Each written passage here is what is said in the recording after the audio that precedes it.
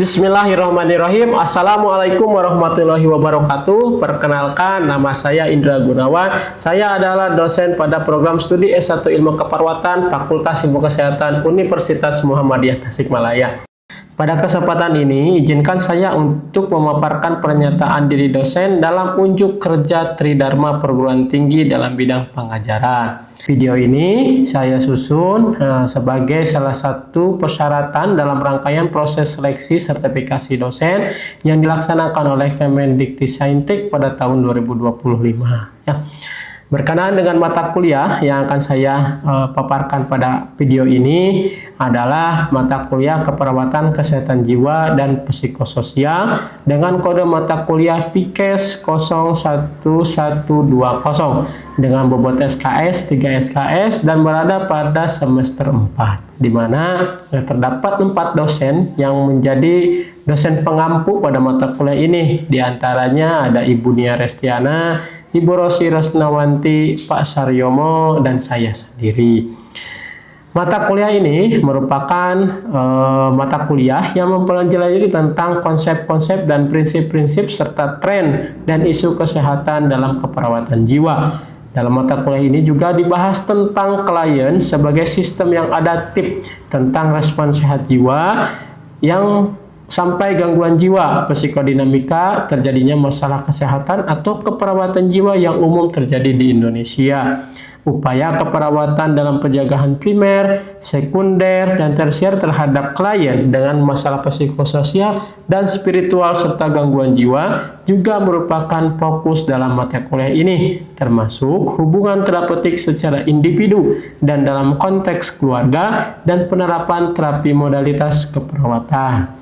Pengalaman belajar ini akan berguna dalam memberikan pelayanan atau asuhan keperawatan jiwa dan integrasi keperawatan jiwa pada area keperawatan lainnya.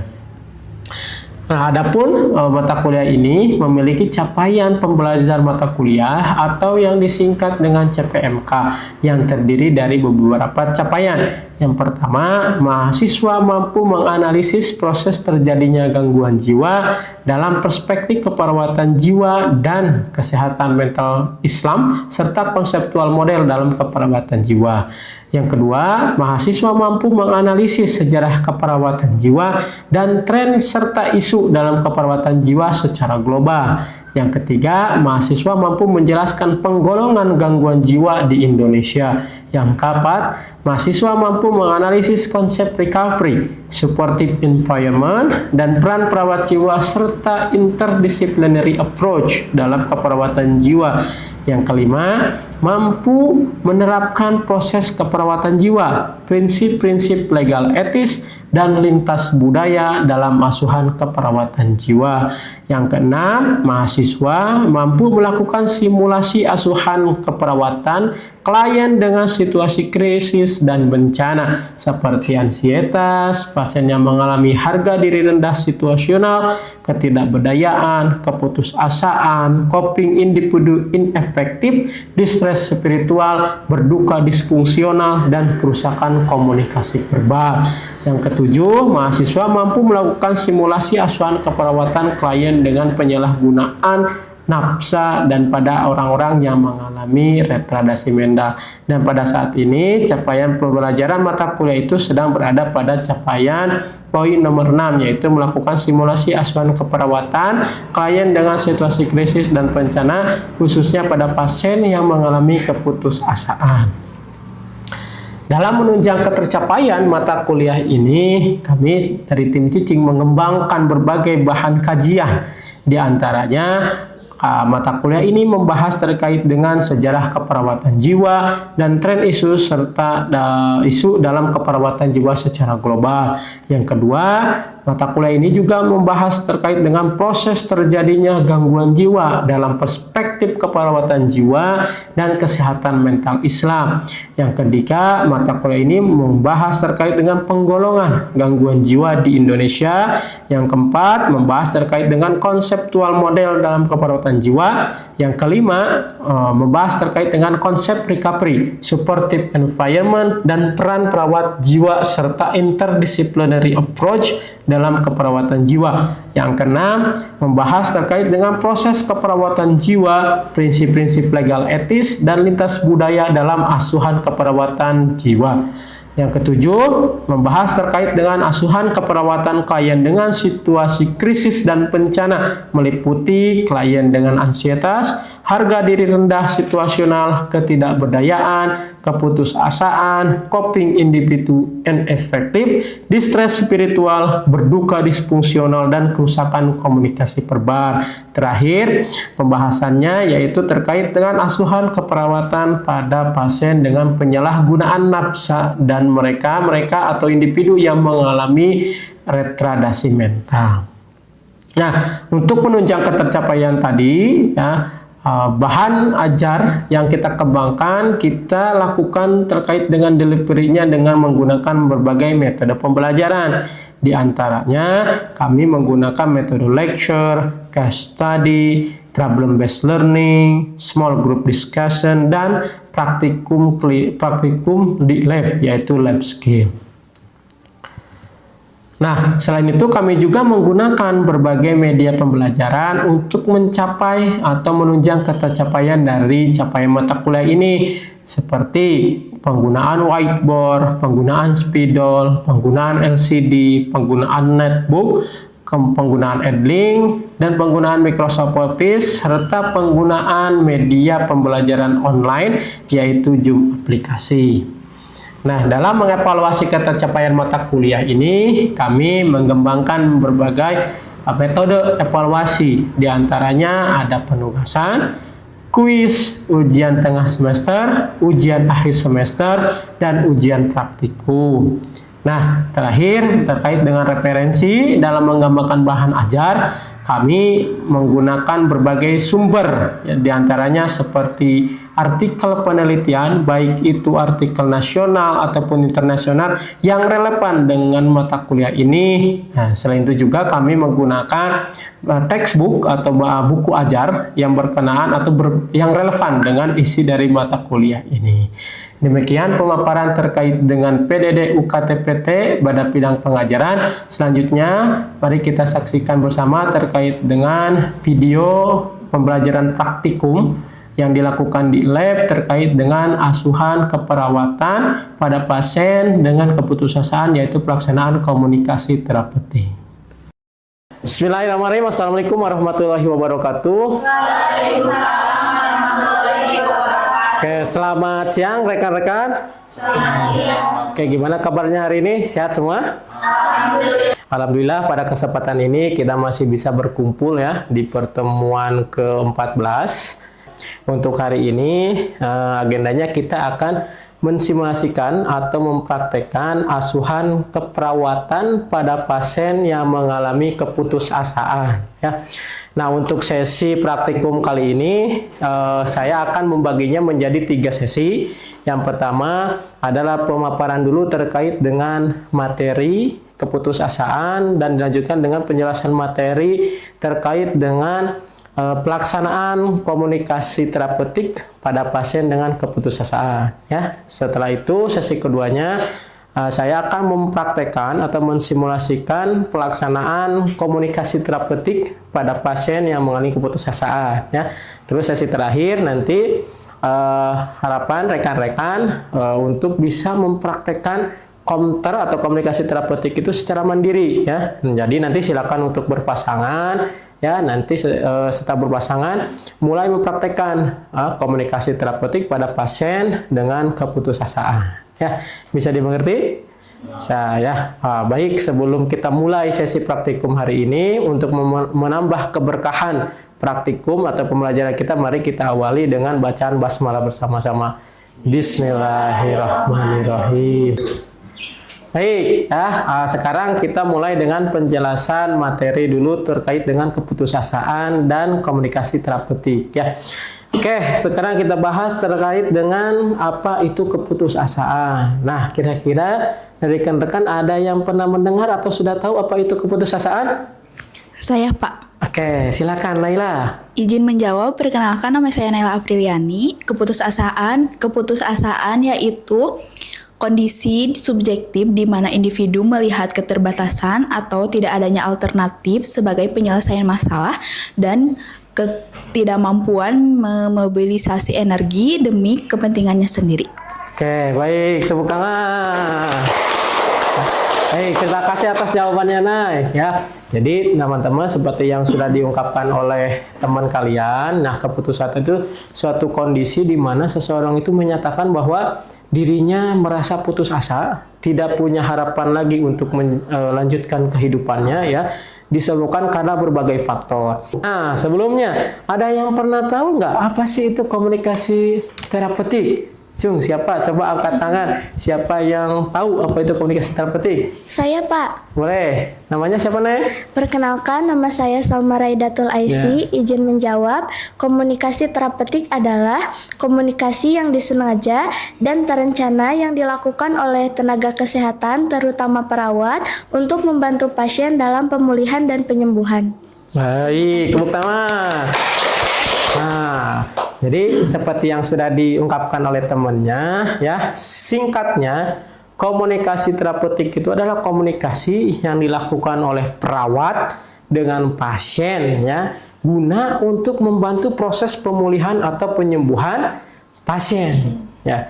Karena tujuannya membantu proses pemulihan dan kesembuhan pasien, maka dalam melakukan komunikasi terapeutik itu tidak bisa seenaknya. Ya, harus ada langkah-langkah atau sikap-sikap tertentu yang harus dilakukan untuk menunjang ketercapaian tujuan tadi, ya. Nah, jadi tidak bisa seenaknya dalam melakukan komunikasi terapeutik tersebut, ya. Ada hal-hal yang harus diperhatikan seperti yang sudah dituliskan di buku panduan. Komter itu pelaksananya dibagi menjadi 3 tahap, ya. Yang pertama adalah tahap perkenalan, kedua adalah tahap kerja, ketiga tahap terminasi, ya. Nah, apa yang harus dilakukan pada tahap orientasi, ya, atau tahap perkenalan? Nah, jadi di tahap perkenalan itu perawat pertama-tama harus mengucapkan salam, ya, disebutnya salam terapeutik. Apa contohnya? Nah, salam terapeutik itu tidak harus melulu assalamualaikum, ya. Disesuaikan dengan latar belakang budaya, sosial, dan kultural pasiennya. Kalau pasiennya bukan beragama Islam, ya jangan dipaksakan assalamualaikum, ya. Pakai salam yang lain, seperti selamat pagi, selamat malam, sesuai dengan kondisi, ya. Nah, setelah itu kita memperkenalkan diri perawat, ya. Apalagi pada pertemuan pertama, itu harus mengucapkan perkenalan dulu, ya. Contohnya, perkenalkan Pak, nama saya adalah perawat Indra. Hari ini saya yang bertugas dari jam 7 sampai jam 2 untuk merawat Bapak. Ya, itu perkenalannya. Nah, terus tanyakanlah identitas pasien. Kalau boleh tahu nama Bapak siapa, senangnya dipanggil apa, atau nama Ibu siapa, senang dipanggil apa, gitu ya. Itu adalah tahap perkenalan, ya. Ya, selanjutnya kita mengevaluasi kondisi pasien. Nah, Ibu, apa yang Ibu rasakan hari ini? Ya, atau Bapak apa keluhannya hari ini? Ya, coba ceritakan kepada saya apa yang Ibu rasakan, gitu ya. Nah, selanjutnya dari jawaban itu, ya, dari jawaban evaluasi itu kita tentukan kontrak, ya, meliputi kontrak topik, tempat, dan waktu. Kontrak topik itu adalah kita menyepakati bahasan apa atau topik apa yang akan kita komunikasikan dengan pasien, ya. Terus kontrak waktu, berapa lama percakapan itu akan dilangsungkan. Dan tempat adalah kita menyepakati lokasi atau tempat di mana kita melakukan kontak dengan pasien, ya. Nah, bereslah tuh tahap pertama, ya, tahap orientasi. Selanjutnya adalah tahap kerja. Nah, kalau tahap kerja kita melakukan intervensi sesuai dengan kasusnya. Kalau ketidakberdayaan, tujuannya apa nih? Ya, tujuannya minimal si pasien bisa mengungkapkan rasa putus asanya. Si pasien bisa mengidentifikasi sumber coping eksternal maupun internal yang dimiliki. Yang ketiga, minimal pasien bisa mengungkapkan harapan untuk selanjutnya, minimal muncul lagi motivasi dalam dirinya. Gitu. Jadi itu tindakannya ya. Jadi di fase kerja mah kita melakukan apa yang sesuai dengan tindakan di asuhan keperawatannya. Ya. Beres fase kerja, selanjutnya fase terakhir nih, fase terminasi. Nah, fase terminasi ini adalah fase penutup ya, di mana perawat akan mengakhiri percakapan pada hari itu. Ya. Nah, di terminasi kita melakukan beberapa hal. Yang pertama adalah mengevaluasi. Apa yang dievaluasi? Ada dua ya. Ada yang disebut dengan evaluasi subjektif, ada evaluasi objektif.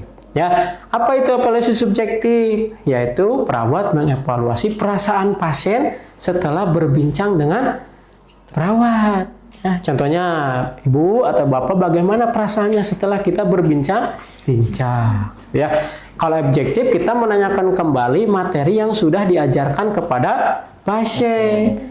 Ya, atau ibu atau bapak, tadi saya sudah mengajarkan cara untuk mengatasi keputusasaan. Coba ibu sebutkan kembali apa yang sudah diajarkan. Ya, jadi kita mengevaluasi materi yang sudah diajarkan ke pasien. Nah, selanjutnya kita membuat rencana tindak lanjut, yaitu upaya supaya pasien itu terus berlatih terkait dengan apa yang sudah diajarkan tadi di fase kerja. Salah satu caranya kita memasukkan apa yang sudah dilatih itu ke dalam jadwal harian pasien. Nah, tinggal kontrak dengan pasiennya. Ibu mau jam berapa berlatihannya? Mau jam 8 atau jam 9 gitu ya. Jikalau nanti ibu berlatihnya jam 8, kalau berlatihnya sendiri tulis mandiri di buku latihannya gitu. Kalau dibantu tulis dibantu. Ya. Nah, terakhir kita menyepakati kontrak untuk pertemuan berikutnya ya, meliputi kontrak waktu, tempat, dan topik pembicaraan gitu. Nah, jadi seperti itu ya langkah-langkah pelaksanaan dari komunikasi terapeutik. Jadi kesimpulannya, pelaksanaan komunikasi terapeutik itu dibagi menjadi 3 tahap, yaitu tahap orientasi atau tahap perkenalan, tahap kerja, yaitu pelaksanaan pemberian tindakan keperawatannya, dan tahap ketiga tahap terminasi, yaitu tahap penutup. Kita melakukan evaluasi, membuat rencana tindak lanjut, dan membuat atau menyepakati kontrak untuk pertemuan selanjutnya.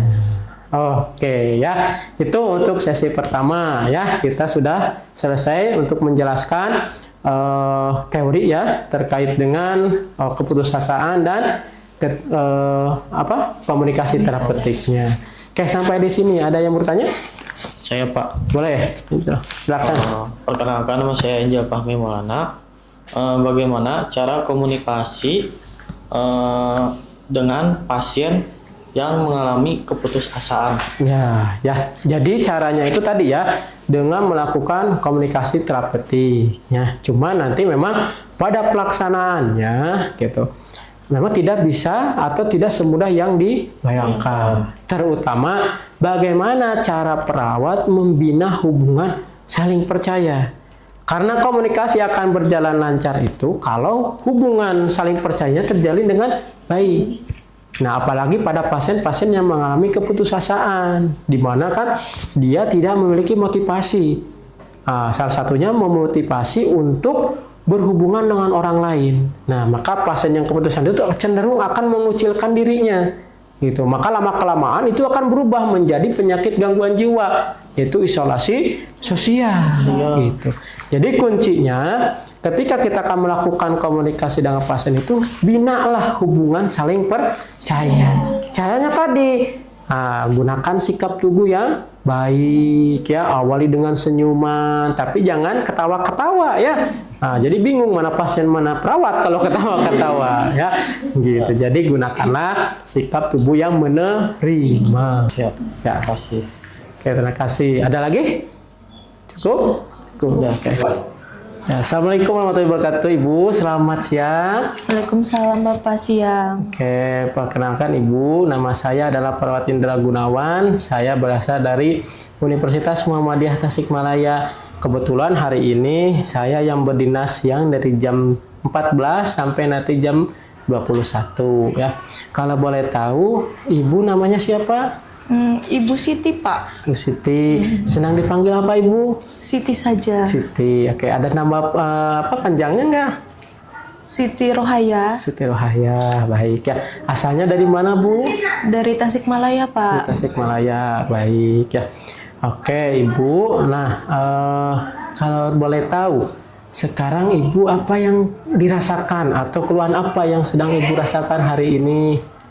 Saya merasa sedih, Pak. Saya tidak sanggup lagi. Hidup saya seperti hancur, Pak. Oh gitu. Terus apakah perasaan yang Ibu rasakan itu berdampak pada pola hidup Ibu? Seperti gimana makan Ibu atau tidur Ibu? Makan saya tidak teratur, Pak. Kadang saya lupa akan makan. Gitu ya. Baik Ibu. Nah, bagaimana kalau hari ini kita berbincang-bincang terkait dengan apa yang Ibu rasakan? Apakah Ibu bersedia? Ya, bersedia, Pak. Baik. Untuk waktunya mau berapa lama Ibu? 10 menit cukup, Pak. Baik ya. Kalau tempatnya mau di mana Bu? Di sini saja. Ya, oke, siap. Baik Ibu. Nah, tadi Ibu kan mengatakan bahwa Ibu merasa tidak merasa putus asa ya dengan kondisi Ibu saat ini. Terus Ibu juga mengatakan bahwa pola makan Ibu terganggu, pola tidur Ibu terganggu. Nah, sekarang coba ceritakan kepada saya, kondisi apa yang bisa menyebabkan Ibu merasa putus asa gitu ya? Atau apa sih penyebabnya? 3 bulan yang lalu saya ini bercerai, Pak, dengan suami saya. Lalu saya dijauhkan dengan anak-anak dan saya tidak sanggup lagi untuk menjalani hidup, Pak. Oh, jadi seperti itu. Jadi penyebabnya itu karena, mohon maaf, perceraian di keluarga Ibu Ya. gitu ya. Oke. Nah, apakah perasaan Ibu itu mempengaruhi kepada kegiatan atau aktivitas Ibu sehari-hari? Iya, Pak, saya itu merasa malu dengan tetangga saya. Jadi saya lebih sering sendiri, lebih sering di rumah. Oke, kalau boleh tahu kenapa Ibu sering menyendiri? Karena saya malu terkait kondisi saya, Pak. Saya malu ketika orang-orang tahu kalau saya bercerai. Oke, jadi kondisi itu yang mungkin menyebabkan Ibu merasa putus asa gitu ya. Nah, kalau boleh tahu, di keluarga Ibu ketika ada masalah sering curhat atau yang menjadi teman untuk mengobrol Ibu siapa ya? Suami saya, Pak. Suami saya. Nah, sekarang siapa yang menjadi selain suami Ibu? Tidak ada, Pak. Tidak ada yang bisa saya ajak ngobrol. Oh, bagaimana dengan adik atau kakak yang dimiliki? Adik saya selalu ingin berbicara dengan saya, Pak, tapi saya selalu menolak untuk berbicara dengan mereka. Oke, kalau boleh tahu kenapa Ibu menolak, Bu? Karena saya takut untuk berkomunikasi dengan adik saya, Pak. Oh, jadi seperti itu. Baik, Ibu ya. Kalau boleh tahu, Ibu punya hobi nggak yang bisa dilakukan gitu saat ini? Dulu saya suka masak, tapi untuk sekarang tidak ada gairah lagi, Pak. Oh, jadi begitu. Jadi karena proses perceraian itu jadi menyebabkan Ibu tidak ada keinginan untuk melakukan hobi itu. Oke, baiklah Ibu ya. Jadi apa yang sedang Ibu rasakan hari ini itu adalah merupakan suatu proses yang wajar gitu ya. Jadi ketika seseorang mengalami suatu kejadian yang tidak mengenakan pasti berdampak pada kondisi psikologisnya. Dan saya paham apa yang sedang Ibu rasakan. Akan tetapi ya Ibu juga harus berusaha upaya perasaan putus asa dalam diri Ibu itu bisa menghilang gitu ya.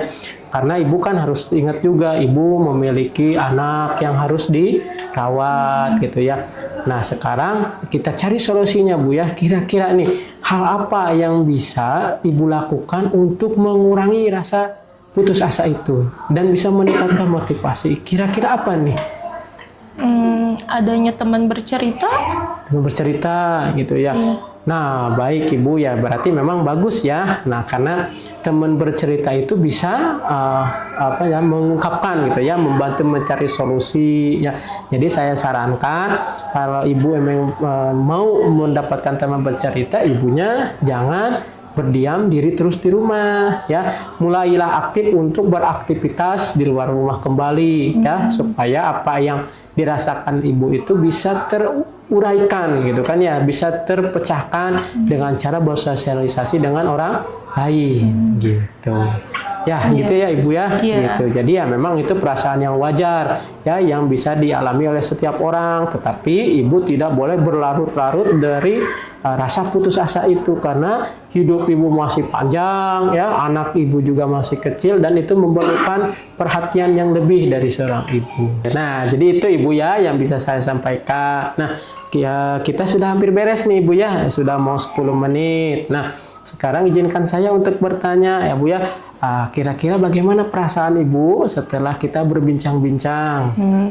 Mungkin sedikit ada lega Pak, dan pikiran saya juga terbuka. Oke, jadi Ibu merasa senang ya? Iya. Gitu. Nah, terus selanjutnya coba Ibu sebutkan apa yang sudah tadi saya ajarkan. Bagaimana sih cara mengatasi keputusan Ibu? Saya harus bersosialisasi dengan tetangga ya Pak, sama teman. Ya, dan juga harus berpikiran positif. ya. Oke, Ibu ya. Nah, supaya Ibu mau bersosialisasi dan bisa menimbulkan harapan atau pemikiran positif, bagaimana kegiatan sosialisasi ini kita jadwalkan nih dalam kegiatan Ibu ya. Misalkan Ibu bangun jam berapa, Bu? Jam 4:30 Pak. 5. Terus habis itu Saya hanya menonton televisi di rumah. Gitu. Nah, kira-kira jam 9 pagi Ibu kegiatannya apa? Hanya berdiam diri di rumah, Pak. Oke, baik. Bagaimana kalau setiap jam 9 Ibu berusaha untuk bersosialisasi dengan tetangga atau saudara Ibu? Bagaimana, Bu? Ya, Bersedia bisa, Pak. ya? Iya. Baik. Nah, kita tuliskan ya nanti ke dalam jadwal harian Ibu. Iya, Pak. Oke, baik Ibu, itu mungkin ya percakapan kita untuk hari ini, gitu ya. Bagaimana kita selanjutnya, kapan kita akan bertemu? Kapan kira-kira Ibu bisa bertemu lagi dengan saya? Besok, Pak, bisa. Besok, Iya. boleh. Mau jam berapa, Bu? Jam 9. Oke, mau berapa lama atau di mana? 10 menit di sini saja. Di sini saja kembali. Baik Ibu ya, kita ketemu lagi besok jam 10 pagi di sini lagi Iya. ya. Baik Ibu ya, percakapan hari ini sudah beres ya. Semoga apa yang Ibu rasakan atau masalah Ibu yang sedang cepat selesai ya. Iya. Dan Ibu juga bisa mengatasi permasalahan yang sedang Ibu rasakan. Iya, Pak. Baik, terima Makasih, kasih. saya izin pamit ya Bu. Iya. Nah, jadi demikian ya rekan-rekan. Nah, dari sesi 1 sampai 2 ya kita sudah melewatinya. Tadi saya sudah menjelaskan terkait dengan materi ya, terkait dengan keputusasaan dan materi untuk komunikasi terapeutiknya. Dan juga kalian sudah menyaksikan role play atau pelaksanaan terkait dengan pelaksanaan komunikasi terapeutik. Nah, selanjutnya adalah silakan kalian ya berpasang-pasangan dan kemudian melakukan komunikasi terapeutik secara mandiri. Ya, bisa dipahami? Baik, kalau seperti itu kita break dulu. Mari kita akhiri sesi ini dengan bacaan hamdalah dulu. Alhamdulillahirabbil alamin. Wassalamualaikum warahmatullahi wabarakatuh.